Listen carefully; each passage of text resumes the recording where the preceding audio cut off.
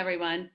We're so glad that you've joined us for our Ignite History on Fire presentation. We are very excited to kick off our 6th Ignite event for the West Linn Historical Society.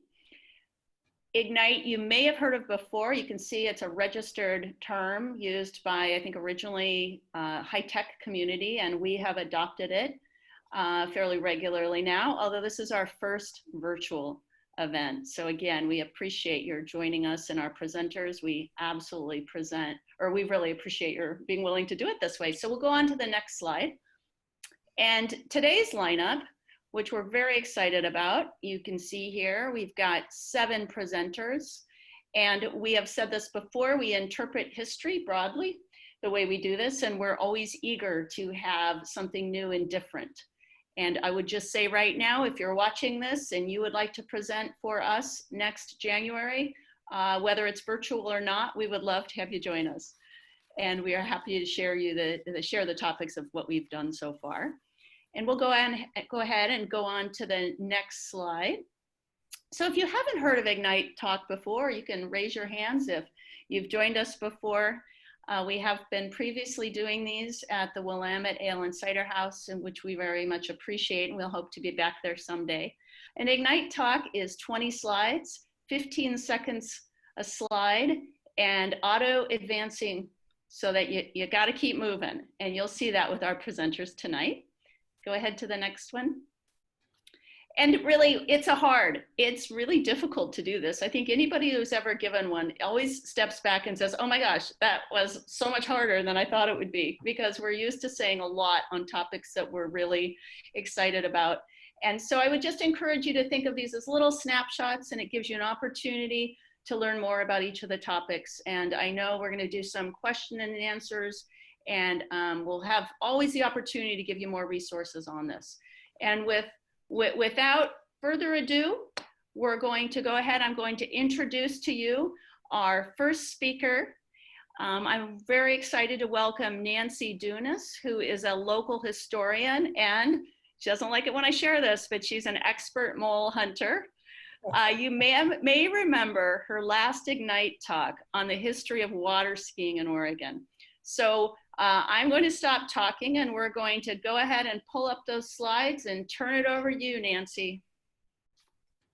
Thanks, Dede.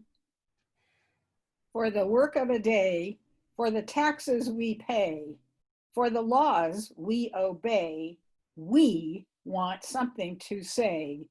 This is what women's suffrage means to me. This presentation is about what I learned. So the meaning of suffrage came from the Latin and French words meaning to vote. There is such a thing as a suffragist, a suffragette, and colloquially a suffragette, all having to do with the right to vote. Women started advocating for equal rights in the 1600s with Margaret Brent. She was advocating for property rights for women. But the movement itself on a national level actually started with Elizabeth Cady Stanton and Lucretia Mott. Ooh, did I screw up? Abigail Scott Duniway was Oregon's leader of the suffrage movement.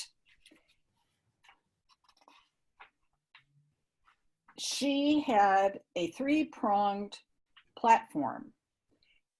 The newspaper, hers, which was called the New Northwest, influential people, the Rose Festival, and I'll explain that in a minute, and lecturing. So 2 influential people that joined her movement were the Graham sisters, Betty and Alice. They were both members of the National Women's Party of Oregon, and they were silent sentinels. Here is the silent sentinels. They did not speak. They went to Washington, D.C. to stand in front of the White House and advocate for women's rights. There were 2 others that also went from the state of Oregon, so there were a total of 4. But the silent sentinels were not treated very well. They were arrested, they were thrown on the ground, they were beaten, they were sent to jail, they were force-fed. These women went through a lot for us to have the 19th Amendment. Some other influentials were Hattie Redmond, who was the League of African American Suffragists. She headed that.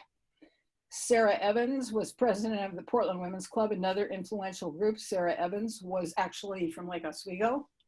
Dr. S.K. Chan, she was the Chinese, from the Chinese American Suffrage League.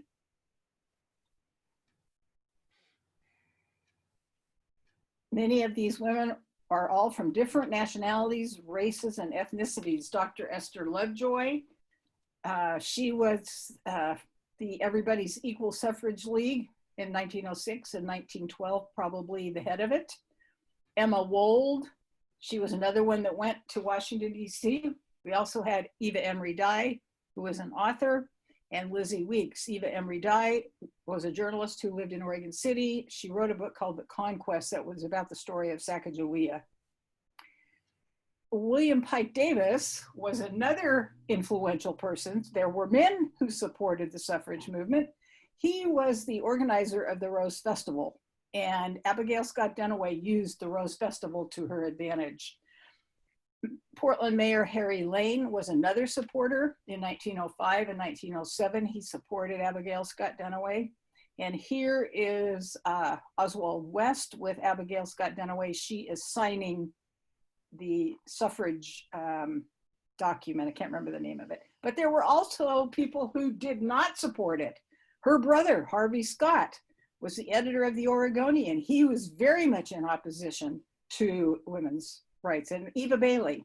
So it took Oregon 6 times in order to get the amendment passed in 1912. That was just for the state. It was eventually passed. Here's Abigail Scott Duniway casting her first ballot, voting in an election in 1914. Love the look on her face. So some of the resources that I used for this are listed here. These are some fantastic pieces of information about women's suffrage that I thought were worth mentioning. This lady is Kimberly Jensen. And my final thought is this: to all the men and women around the world from all nationalities, races, and ethnicities who fought the fight for women's rights for 100 years, we thank you, we honor you. Thank you for joining me. I'll be your clapper. Thank you, Nancy. That was terrific, and appreciate that. Their timing is important on that one. And so again, we'll have some questions in the chat for later. We will be addressing all questions at the end. Okay, we're ready to move on to our next, also very timely speaker. I'm very, very pleased, and every time he does this for the Historical Society, I'm thankful. He's a busy man, a well-known writer. Greg Nokes is a West Linn resident and local author of several books on Oregon and the early West. You may recall Greg previously spoke to us about the troubled life of Peter Burnett. So I ask you to welcome Greg, and we're going to go ahead and share your slides. Thank you, Dede. Pleasure to be here again. This is my book, very timely. It tells the story of slavery and race relations in early Oregon, and you'll find a lot in it about how Blacks were discriminated against in the slavery trial. It was held in 1852. Slaves were brought out over the Oregon Trail as early as 1843 from Missouri to Oregon. There were many, but probably between 50 and 100. Nobody was keeping track of the exact number. There's a Peter Burnett. He led the first major wagon train out to Oregon, known as the Great Migration. He was quite pro-slavery, came from a slavery-holding family. He defended Mormon leader Joseph Smith in Missouri before he came out, was later elected governor of California. He authored a lash law, an exclusion law that banned African Americans from coming to Oregon and provided for severe lashing for any who didn't leave. This is Nathaniel and Lucinda Ford from Missouri. Nathaniel Ford brought 6 slaves out to Oregon in 1844. That was probably the most slaves brought by any one person. He was sued in 1852 by one of his former slaves for the freedom of his children. This is Rick Riall, Oregon, where his slaves worked, which was virtually the entire town is now on what was once Nathaniel Ford's property in Polk County. This is Nathaniel Ford's home in Polk County, and you can see in the building behind the White House, these were his slave quarters where he kept his slaves during this period. This is Mary Jane Holmes Shipley. She was one of the 6 children brought to Oregon from Missouri. There are no pictures of anybody else in the family, and this was taken shortly before her death. There's a personal story here because one of my ancestors brought a slave out who later married Mary Jane. This is George Williams, presided over the 1852 slavery trial, and he freed the slaves in Oregon. His ruling was definitive in declaring that slavery was unlawful in Oregon. And this is from his ruling. Ford had argued, well, I set some of the slaves free, and Williams said that wasn't good enough. To convey that to a person, which at the time is absolutely his by law, plainly amounts to nothing. This is Matthew P. Dede. His name was only recently, in fact, last week, removed from Dede Hall at the University of Oregon. He was very pro-slavery, head of the Oregon Constitutional Convention in 1857, and argued for slavery. He was opposed by Jesse Applegate, who also came out in the 1843 wagon train. Jesse was very much opposed to slavery and argued in the Constitutional Convention against it. The delegates submitted the slavery issue to voters, and you can see the vote here. The for slavery vote was decidedly against slavery, but there is a companion measure barring African Americans from coming to Oregon, and you can see that was overwhelmingly approved. And it was also written into the Constitution that no free Negro or mulatto shall come, reside, or be within the state.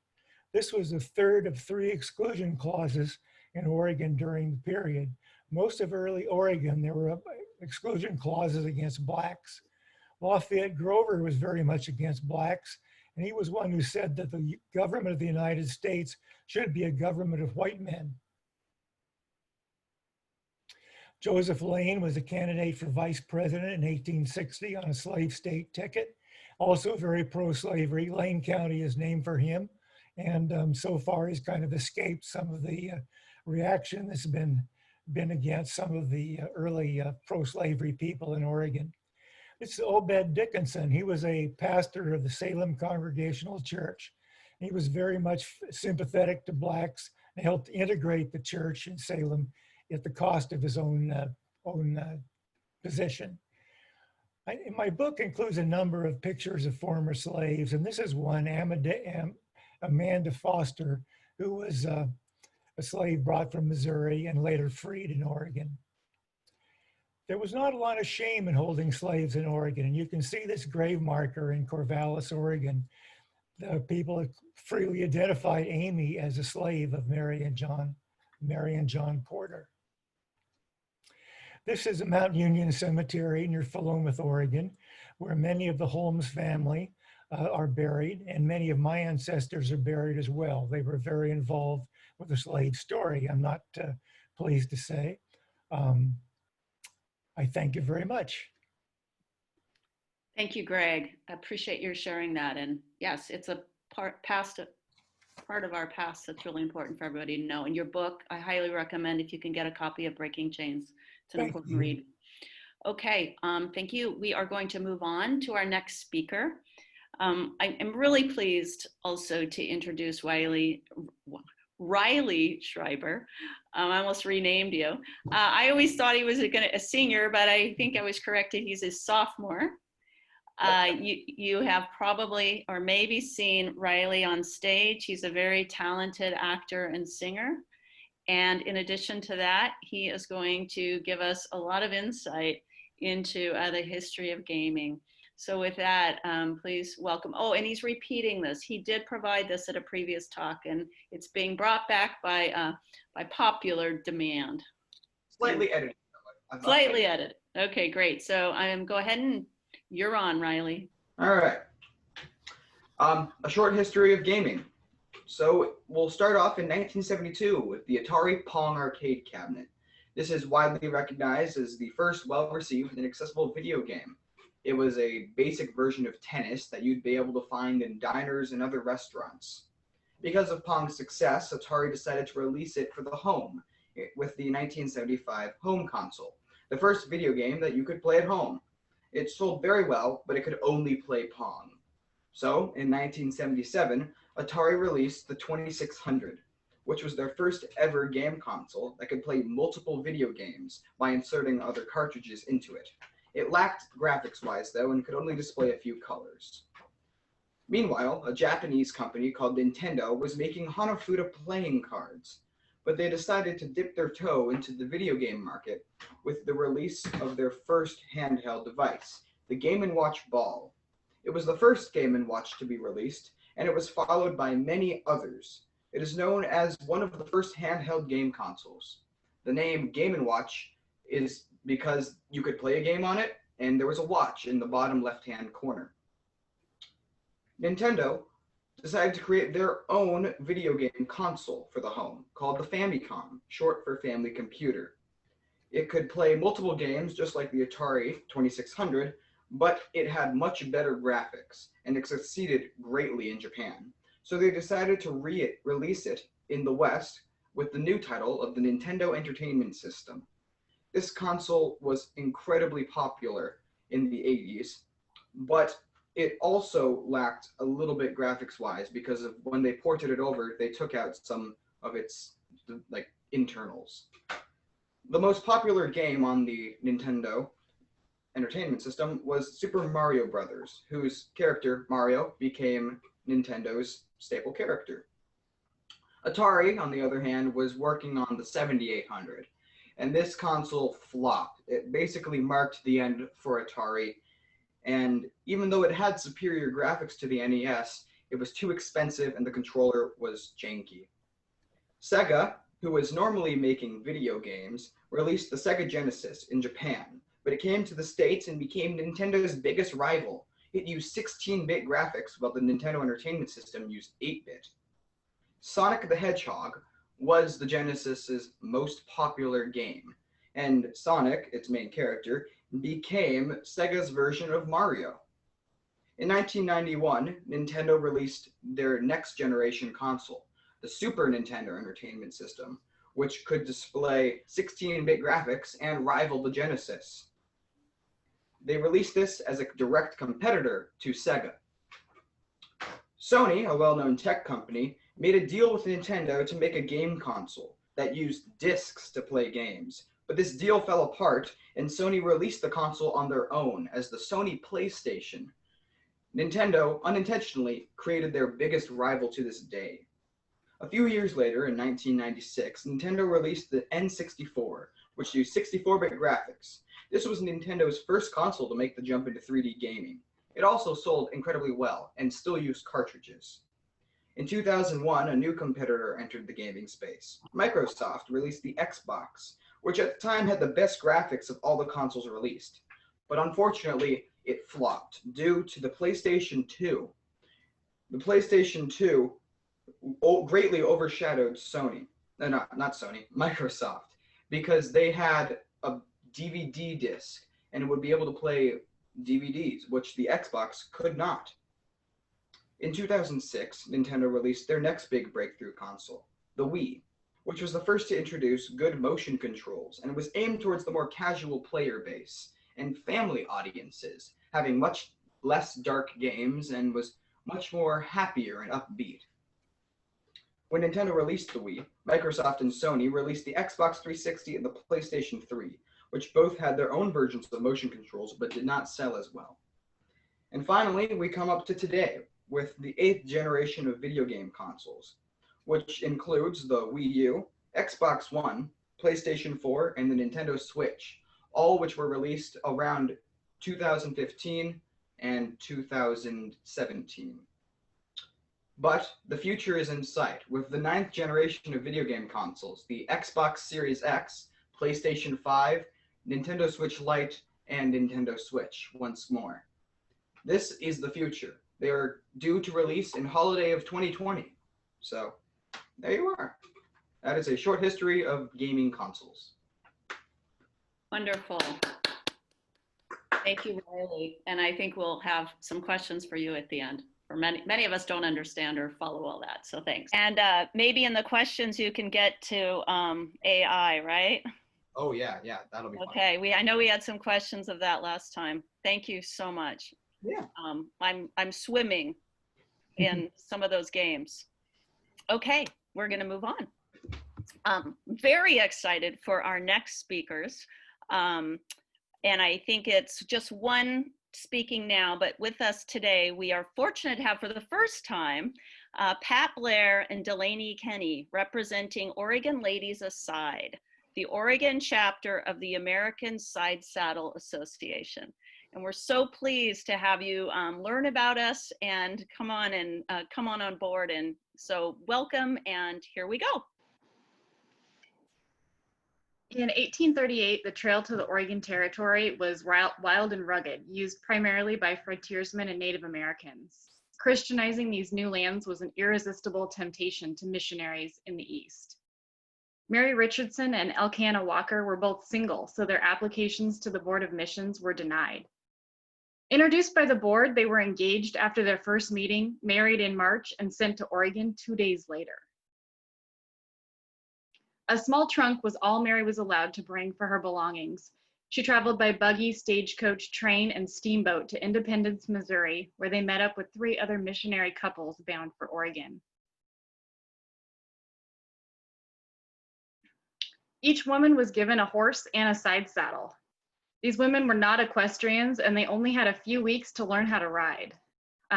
This illustration and the saddle shows how a lady's legs would hold on to the horns of the saddle. Balancing without a leg on each side of the horse while not falling off and avoiding tangling their skirts in the horns was a challenge for each of these women. These illustrations show how easy it is to become unbalanced. Their party had horses, mules, cattle, and a small wagon with just enough food to last until Buffalo Territory. They joined the American Fur Company caravan for protection and left Independence heading west in early April. They rode 12 hours a day. The women rode in front with the caravan guides, an hour ahead of their husbands, who rode in the rear desk herding the livestock. At night in camp, they set up tents with 4 couples sharing 2 tents. Mary kept a diary documenting the plants and geology she saw. She also noted grueling 12-hour days in her side saddle and verbal abuse from her angry, depressed husband, who was finding camping and hard labor not to his liking. Mary's diary: rode 21 miles without alighting, had a long ball. Husband spoke so cross I could hardly bear it. Elkanah found her crying in her tent, saying her father's hogs were more comfortable than the side saddle she was sitting on. Fellow missionary Myra Eels also kept a diary. She noted that the heat of the day was intensified by the heavy long skirts, gloves, and hats the women wore for sun protection.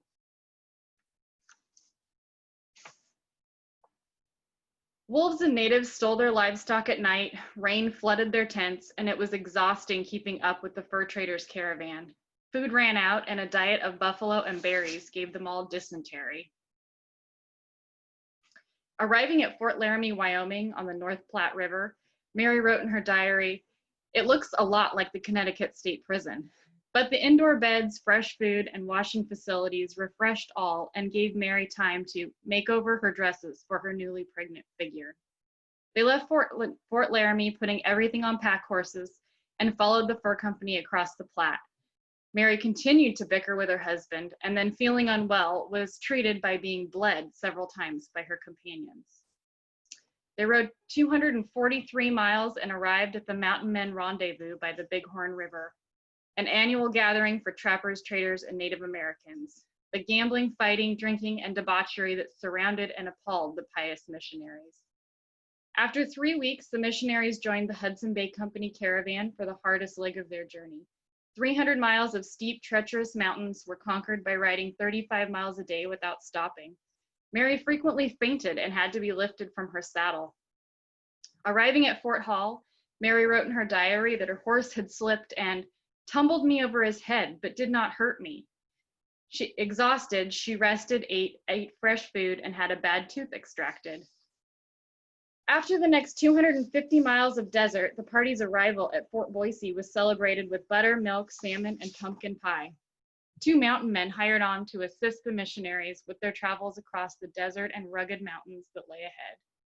On August 29th, after 6 months and 3,000 miles, as they neared the Wailapew Mission near Walla Walla, Washington, they excitedly ran their horses the last few miles. In the spring of 1839, Mary, with her new baby, and Myra rode Sidesaddle 180 miles in the snow to their new mission at Timiskaming, where they lived for 8 years. In 1848, the Walkers and the Eels fled the Whitman massacre and settled in Forest Grove, Oregon. In her later years, Mary was known to sit in her side saddle and reminisce about her amazing journey on the Oregon Trail. Oh, thank you. Oh, that's fascinating. And I'm going to want to know more about how I can read about that. I can tell you that right now.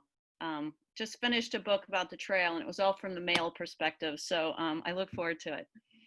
Thank you. Okay, we got questions coming. Again, if anyone wants to write questions on the chat now, you can certainly do that, or you can ask them later. All right, but I'm moving on. So our next speaker, back by popular demand, we have Christine Lewis, who is a current Metro Councilor representing District 2, and her husband, Michael Selvaggio, who when I asked him for his intro, he said, I'm with her. So I'm going to say that again. And they're going to speak to us about Willamette and a lot of things around that. So welcome. Thank you. Hi, we're Christine and Mike. And this is how socialism and capitalism teamed up to craft the Willamette neighborhood. It's a look at some of the historic influences in our neighborhood and community. The style of the Willamette neighborhood truly begins at Oxford University in the 1850s, as designer William Morris and his socialist friends railed against the dehumanization of individualized skill that became more prevalent with the advent of mass production. The British arts and crafts movement grew out of this sentiment as an effort to more clearly connect design to production, asserting that the designer or artist of a piece should be involved in the production process itself. As the British arts and crafts movement became more reactionary, they began to idolize bygone medieval society with the understanding that common folk craftsmen were more happily connected to their work as they built their homes and churches and other infrastructure. This fascination manifested in several ways, notably a renewed focus on the expression of raw materials such as exposed stone or wood that you can see in these houses. Arts and crafts practitioners saw it as a celebration of craftsmen's handiwork. The movement flourished in Britain until the early 1900s as the style was made less commercially accessible. The late Morris had been in favor of some machine-made crafts, but new leaders influenced by art critic John Ruskin were devoted entirely to individually crafted products. Per Ruskin's philosophy, not only must the design and production process be linked, but the designer and the producer must be one and the same person. This increased costs, and as costs increase, sales and interest both dropped. But as the British movement waned, the American Arts and Crafts exhibition first opened in Boston in 1897. Shortly after, the Boston Society of Arts and Crafts selected influential critic Charles Eliot Norton as their first president. The movement was cemented with the issuance of the magazine The Craftsman, first published in 1901. Though it ran only till 1916, it authoritatively conveyed the philosophy and design principles envisioned by William Morris back in Oxford. But while the socialist roots of the craftsman movement had led to its demise in Britain, American free market capitalism was about to encounter a perfect storm of supply and demand that established craftsmen as one of the dominant styles of the new century. America's growing middle class wanted houses they could afford, and builders wanted to sell to this new customer base. But the extravagant styles of the time were pushing costs and construction up, the cost of construction up, which limited marketability. With the craftsman's emphasis on simple styles and local natural materials, The cost savings over more ornate and therefore more expensive Victorian styles made it a natural go-to among architects and builders. This preference helped stabilize construction costs as well as the resulting home prices, and fueled an upward trend in American home ownership that ended up lasting about 80 years, the exception being the Great Depression. But this also meant that Americans were buying different kinds of homes. Previous styles, especially Victorians, tended to reflect the living needs of a wealthier class of homeowners. For example, they had kitchens as servants' quarters and not linked to dining areas. With the advent of craftsman homes being marketed to servantless families, kitchens were now linked more closely to dining. So the breakfast nook was invented as an in-kitchen dining option, and there was no need for a back servant stairways. Another market-driven innovation came about when book publisher Simon & Schuster engaged public relations maven Edward Bernays to help boost sales. Bernays was an early adopter of using psychology to affect people's purchasing habits, due to his uncle being Sigmund Freud. He reasoned that the best way to get people to buy books was to give them empty bookshelves. He set off on a campaign to convince architects and contractors to begin installing built-in shelving, increasing sales and helping to foster an enduring craftsman characteristic. In West Linn's Willamette neighborhood, 10% of existing historic buildings were built before 1910, and they are overwhelmingly Victorian. But with the economic activity through most of the 1920s, there was a spike in construction at the same time that craftsman was the dominant style. Although building slowed nationwide during the Great Depression, the Willamette neighborhood was well seated and now boasts 89 historic homes that are either craftsman or craftsman influenced, including Foursquare and Bungalow, placing an indelible mark on our neighborhood. So while we often recognize the actual construction dates of our historic homes, we should not forget their deep roots, reaching back to market dynamics, a club at Oxford, and a reach for a medieval harmony of design and production.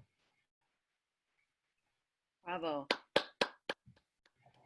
Thank you. I could watch that a couple of times. And what I was about to remark on is you guys always get the award for the fanciest presentation. And yeah, well, it was great. I'm going to hire you someday. Okay, thank you so much for sharing that. I'm sure there will be some questions on that. Okay, I'm next. Pam has already introduced me. Thank you. So you know who I am. And I will just say as a opening, I was a really active athlete in my youth and into college. And so when I was trying to think of a topic, I thought this is a great topic. So I'm ready, Danny. So women's suffrage led to women's citizenship rights and equality, including legislating Title IX in 1972. Of course, prior to 1972 and Title IX, there were certainly women athletes in Oregon. Of these, perhaps one of the best known might have been Thelma Payne, the first Oregon woman to compete in the Olympics. And I happen to notice she has a Multnomah Club emblem on that swimsuit of hers. Women's basketball started shortly before 1900. In 1905, Albany College beat then Oregon Agriculture College, or today Oregon State, in the state title. Though you can imagine the support then was nothing like today, not to mention the uniforms. Women's intercollegiate athletics were organized in 1941 on a national basis by the Division for Girls and Women's Sports, evolving into the Association for Intercollegiate Athletics for Women, and Oregon was a charter member in 1971. Its goal was to govern U.S. collegiate women's athletics and administer national championships. A friend of mine, Terry Patton, played and coached volleyball beginning in 1968 at Oregon State and shared a couple of pre-Title IX stories. They had little funding, the gymnastics team loaned out their sweats, they sewed their own numbers on uniforms and laundered them. In 1970, they raised their own money with car washes and candy sales to play in the Nationals in Kansas City. They made $250 playing in a halftime exhibition at a Blazer game, but could have doubled that amount if they'd done it in bikinis. Apparently, they said no. When President Nixon signed Title IX Education Act of 1972 into law, it added sex as a protected category for all federally funded education. joining race, color, and national origin. There was widespread misunderstanding that Title IX was solely a sports equity law rather than an anti-discrimination civil rights law. Today, we know it to also protect against sexual harassment and violence, and it is currently under attack for that part of it. Oregon's Edith Green is said to have snuck the article into a very robust bill. She worked to keep women's rights groups from lobbying for its passage, so to keep it on the down low, so it wouldn't be removed, the story goes. Over the years since, there's been certainly lots of discussion about how successful it's been. Some claim it's weakened men's programs and more, but there's no doubt that women of my age group were among the first to truly benefit from this in high school, with official mandates established in 1975, the year I entered high school. Many of us would go on to play college sports to be benefited as well. What we experienced as younger girls was so different than what our daughters and granddaughters have known. My 8th grade basketball team in Portland was coached by 8th grade boys, no uniforms or real games, unlike my own daughter at Rosemont Ridge. The number of girls playing high school sports jumped to an increase of over 1,000% in that time period, and those playing at the women's varsity college level rose by 622%. Still, though, leaving them behind the total of NCAA male athletes. But you can see on this bar chart, girls' sports for high school in the orange, growing by leaps and bounds pre-1972 to after.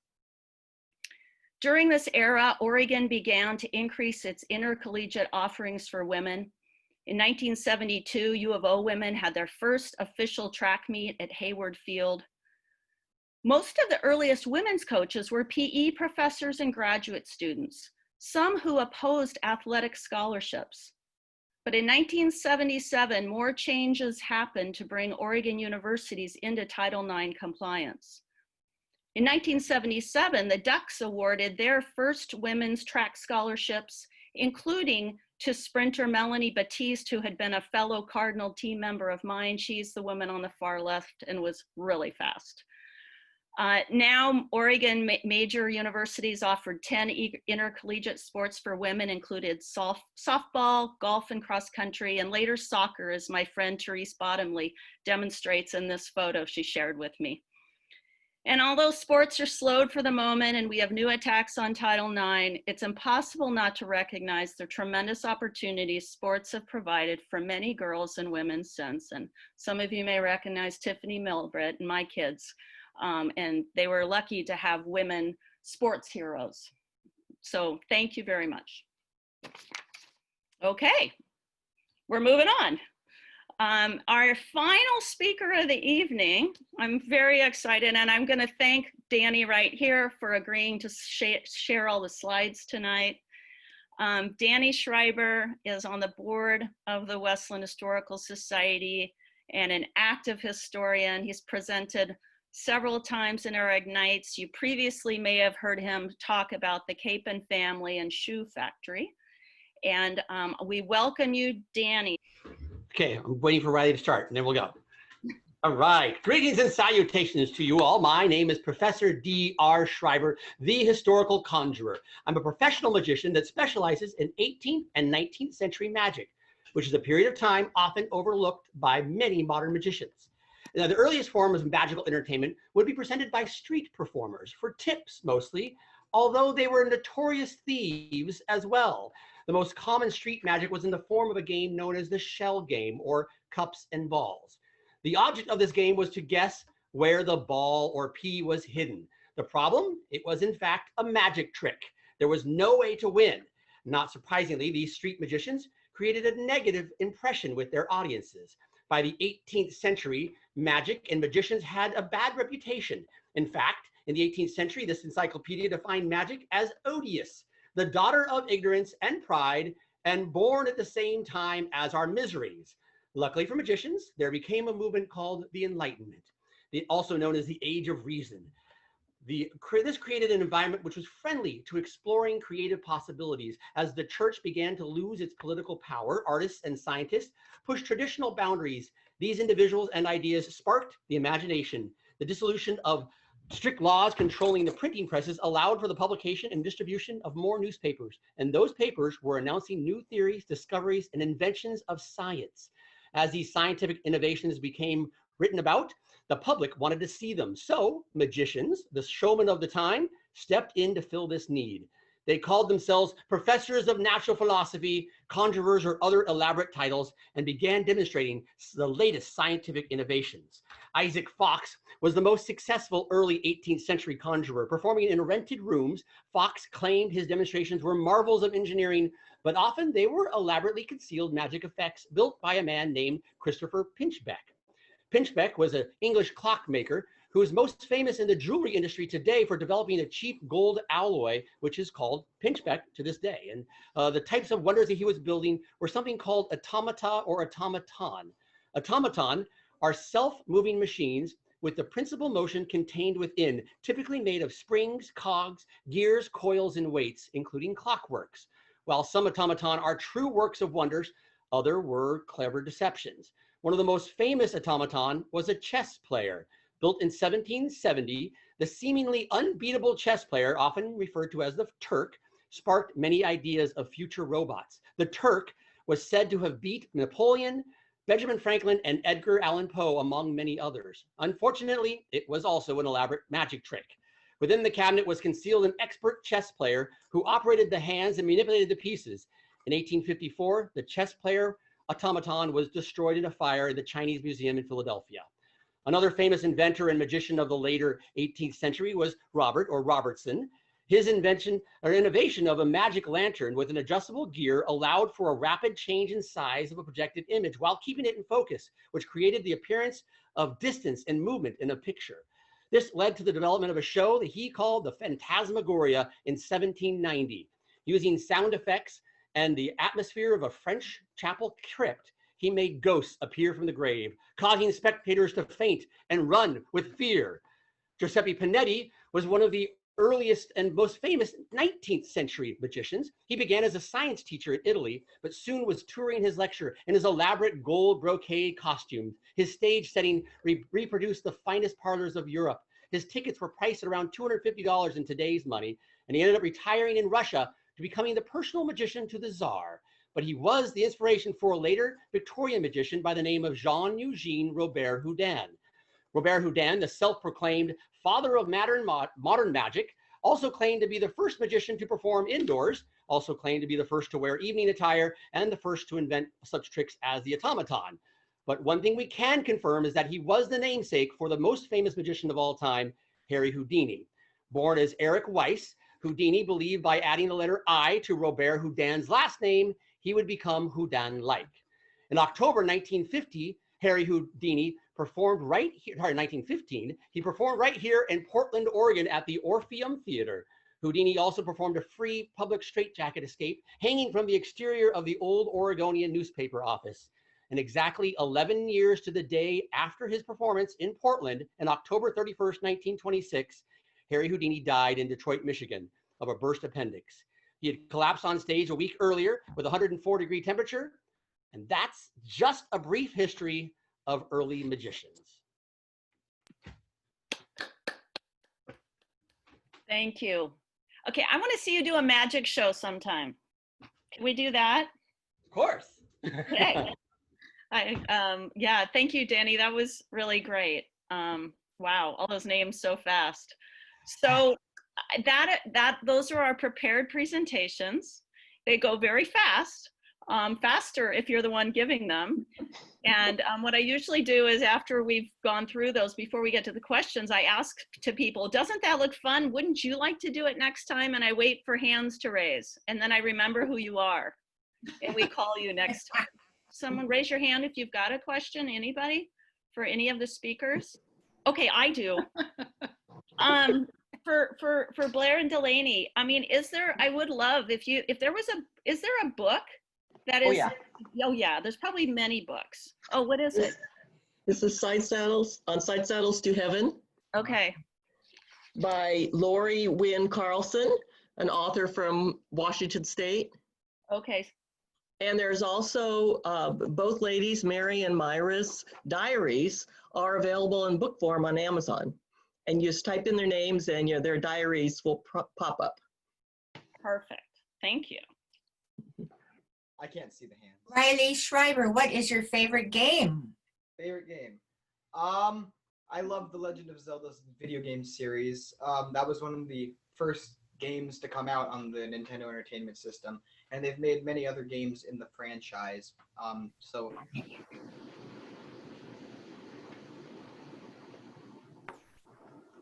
Action adventure game. So you play as like a character named Link, and you go on a quest to either defeat the villain Ganon and save Princess Zelda, or sometimes Zelda accompanies you. You're just trying to kill I think Ganon. somebody made you a quilt with that.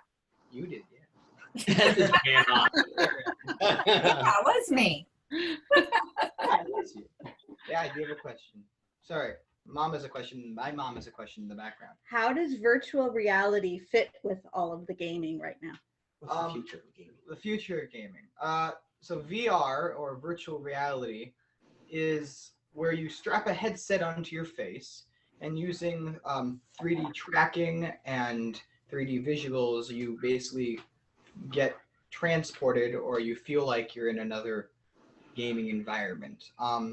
And so ever since about 2016, VR has started to take off and become very mainstream. And back in the early 2000s, so I'm talking 2008, 2000 to like 2008-ish, not video games, VR headsets were in the thousands of dollars. You'd have to pay upwards of $3,000 for just the headset itself. And these were 3 degree of freedom headsets, so you could only move like this in the environment. You couldn't walk around. But as of 2016, there's a lot of other VR headsets out there, and they're really, really cool. I have one upstairs, and the Oculus Quest, and it's really great for the quarantine that we're in right now, because I'm able to socialize with other people without actually being there. So I'll be able to go up to someone, give them a pat on the back, give them a handshake, and I'll be able to feel it with the controllers, and they'll be able to feel it with their controllers, and it's a lot of fun. One of my favorite things I did is I played a game of dodgeball in VR inside my house with other people, but there was no one else in the actual room. I was home alone, but I was playing dodgeball with other people. That was fun. Oh, can it make people motion sick? It used to. Still does.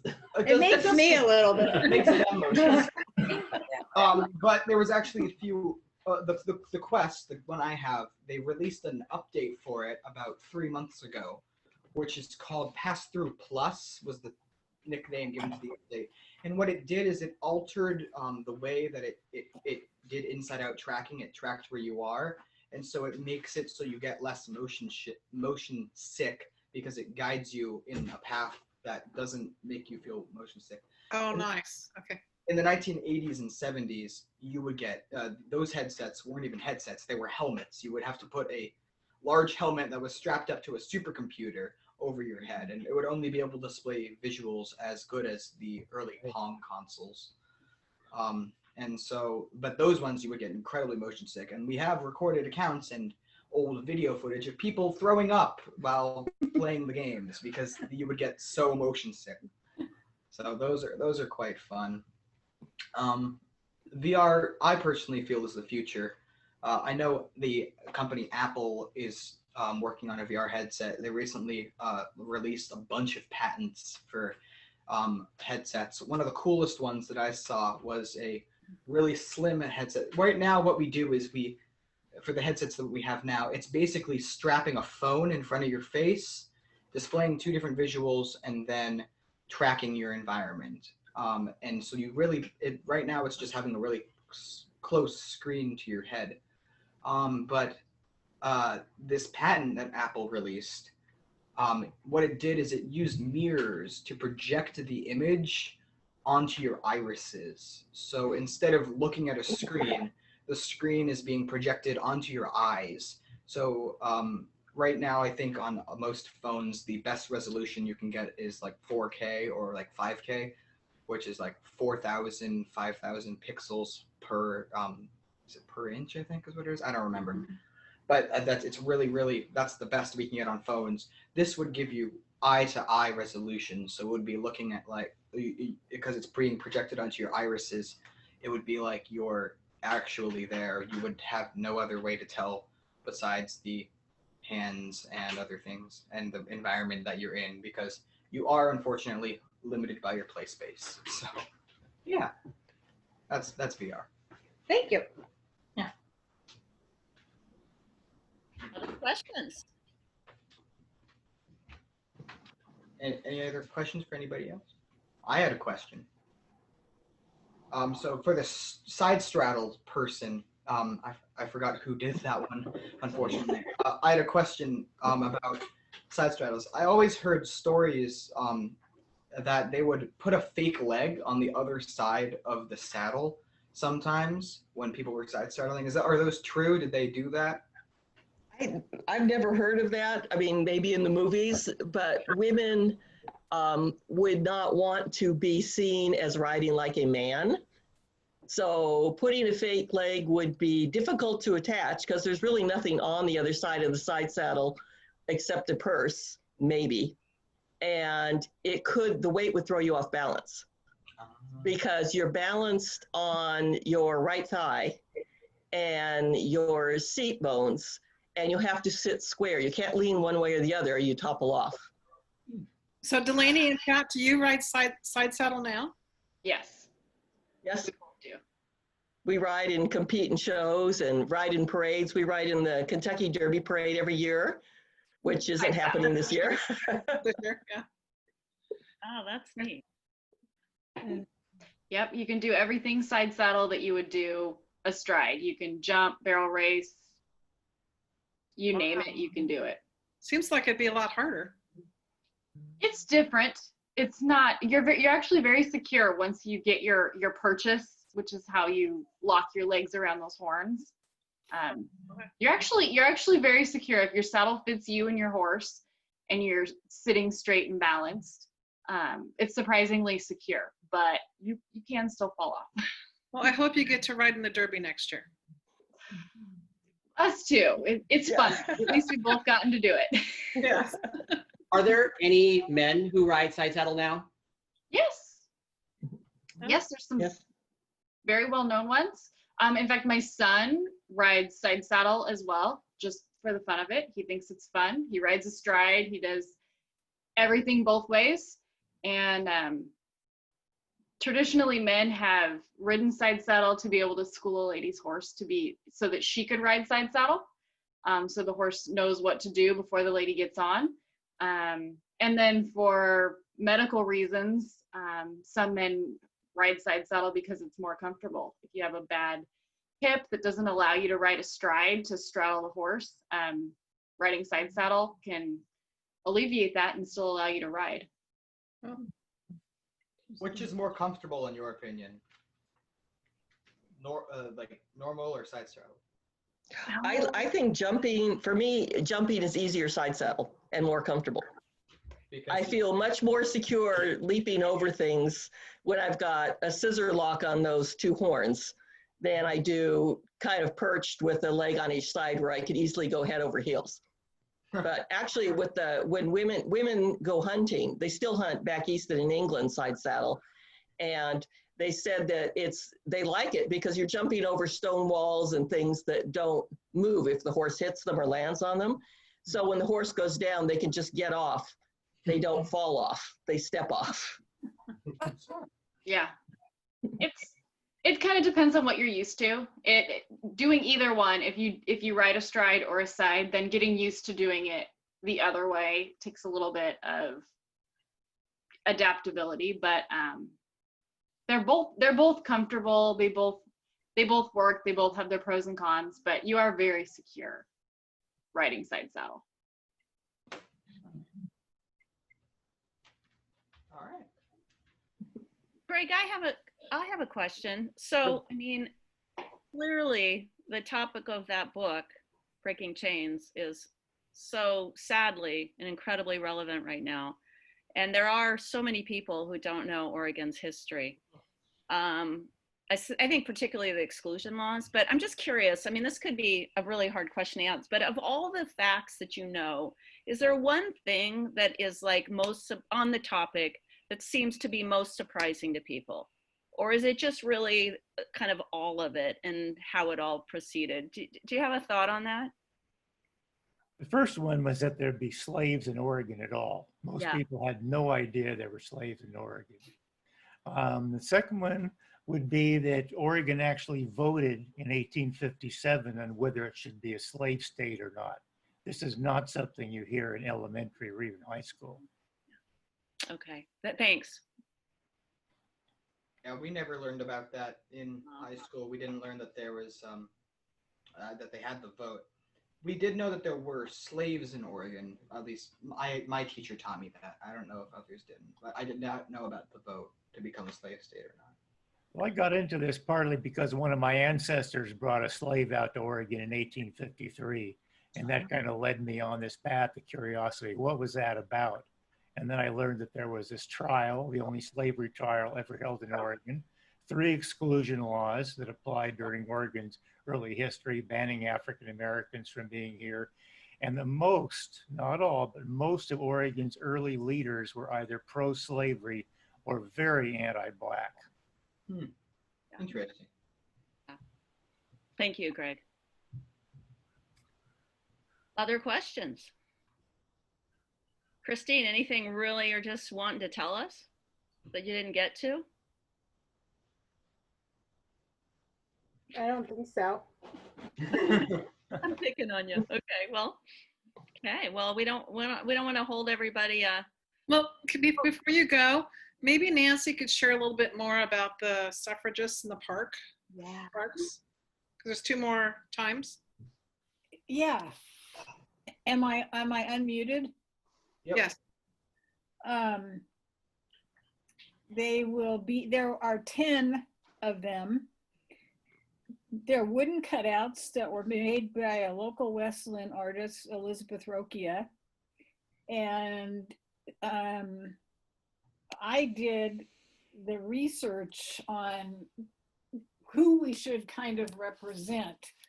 They're not, most of them, or all of them were suffragists, suffragettes. None of them were a suffragette, though. Well, here's a photo of one. I took these today down at Mary Young. Let's see. You know what, Dede? I had a slide in here to show this, and then I thought, no, I wanted to show the Sentinels instead, and I knew this would come up, so figured I didn't need the slide. Keep talking. I just happen to have these on my phone, so I'm just going to share a couple. So they will be at Fielding Park this coming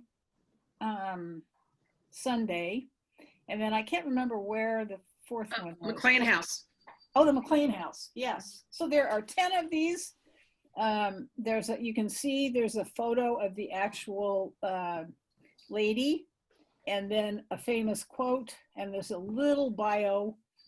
And then Beth on the website has put some links if you're interested in more information about each one of these women. A thing I have to say is these women, Abigail Scott Duniway in her own right was really a master at how she went about creating the suffrage movement. And she picked people to work with her who were educated, professional. They weren't just somebody, she found on the street. There were doctors. I'm amazed at how many of the women that were in my talk were doctors. Or they were writers. That was her thing. She was a writer. She used that platform to her advantage. She started a suffrage newspaper. And then, of course, her brother was on the other side. Anyway, it's just fascinating. What these women went through to give us the rights that we have today. And we're still fighting for some of them. Yeah. And it wasn't just voting rights. We're talking about civil rights, human rights, property rights, the right to get divorced. It goes way back. It didn't, that to me was a biggie, learning that it didn't just happen at, you know, Elizabeth Cady Stanton and Lucretia Mott didn't just wake up one morning and say, well, hey, you know, I think we're going to form, we're going to have this convention in Seneca Falls. No, they were abolitionists to start with, and they were fighting the abolition of slavery before they kind of got into the whole suffrage thing. That just kind of came along. But then there was the woman in the 1600s who was fighting for property rights for women. So it started way, way back. Thank Sorry, you. I kind of went off the topic there. No, that's great. It's extremely relevant. So thank you, Nancy. So I think we're winding down, and we thank everybody for joining us today. Again, these tend to be, we've been doing these in January and June, and so hopefully in January of 2021, we'll be live in a place with all of you where we can reach out and touch you if we, I mean, that sounds weird, but be close together. So We can reach out and have a cider. We can. So Pam or Danny, anything else you want to say? No, just thanks so much for participating tonight. We really do appreciate it.